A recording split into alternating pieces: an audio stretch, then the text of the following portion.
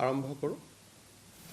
প্ৰথমতে মই আপোনালোকক জনাব খুজিছোঁ যে আজি দিনটোৰ কোনোবা এটা সময়ত আমাৰ গ্ৰেড 3 আৰু গ্ৰেড 4 কমিশ্যনে পৰীক্ষাৰ যিটো আমাৰ গ্ৰেড 3 আৰু গ্ৰেড 4 পৰীক্ষা অনুষ্ঠিত হ'ব তাৰ সিলেবাছখন প্ৰকাশ কৰিব। মই সংবাদ মাধ্যমক অনুৰোধ কৰিম যে আপোনালোকে যাতে সিলেবাছখন অলপমান বহুল প্ৰচাৰ কৰি দিয়ে, ছাত্ৰ ছাত্ৰীসকল যাতে উপকৃত হয়।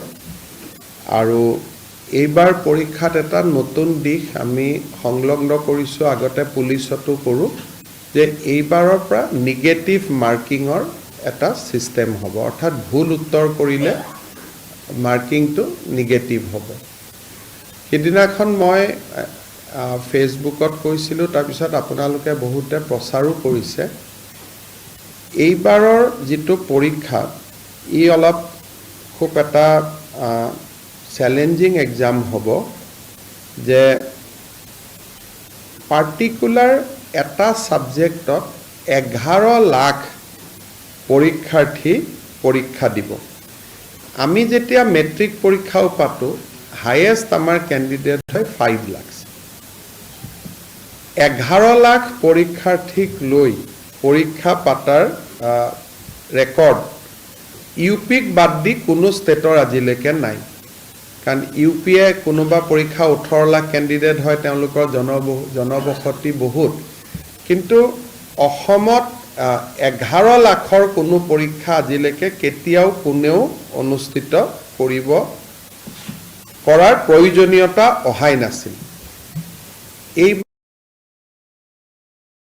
কোনো ফৰ্ম ফিল-আপৰ কাৰণে কোনো মাচুলৰ প্ৰয়োজন নাছিলে, সেইকাৰণে নাম্বাৰটো বাঢ়িলে। দ্বিতীয়তে ফাৰ্ষ্ট পৰীক্ষাটোত যিটো এটা মানুহে ট্ৰান্সপাৰেঞ্চি দেখিলে, স্বচ্ছতা দেখিলে, যে দুখীয়া ল'ৰা ছোৱালীয়ে নিযুক্তি পাইছে, সিও প্ৰেৰণা যোগালে। তাৰ ফলত 11 লাখ কেণ্ডিডেট হৈ গ'ল। মই ইমান আশা কৰা নাছিলোঁ। পৰীক্ষা পতাটো আমাৰ বাবে এটা খুব চেলেঞ্জ হ'ব। ডিচিসকলেও চেণ্টাৰ কৰিব পাৰিব নোৱাৰিব, তেওঁলোকেও যথেষ্ট কষ্ট কৰিব লাগিব। যি নহওক, আমি আগবাঢ়ি গৈ থাকিম আৰু সময়ে সময়ে যি ডেভেলপমেণ্ট হয় আপোনালোকক জনাই থাকিম। পুলিচ, শিক্ষক বা হেল্থ ডিপাৰ্টমেণ্টত প্ৰব্লেম নাই। প্ৰব্লেমটো অকল এই গ্ৰেড 3 আৰু গ্ৰেড 4ৰ পাৰ্টিকুলাৰ দুটা ছাবজেক্টতে আছে। আমি আজি আপোনালোকক মই নিমন্ত্ৰণ কৰিছিলোঁ। আপোনালোকৰ মনত আছে যে 2021 চনত মই যেতিয়া প্ৰথম মুখ্যমন্ত্ৰীৰ দায়িত্ব লৈছিলোঁ, সেই সময়তে ঠিক 10 মে'ত মই দায়িত্ব লৈছিলোঁ, আৰু তাৰ এসপ্তাহৰ ভিতৰতে SDG গ'লৰ ইণ্ডেক্সখন প্ৰকাশ পাইছিলে।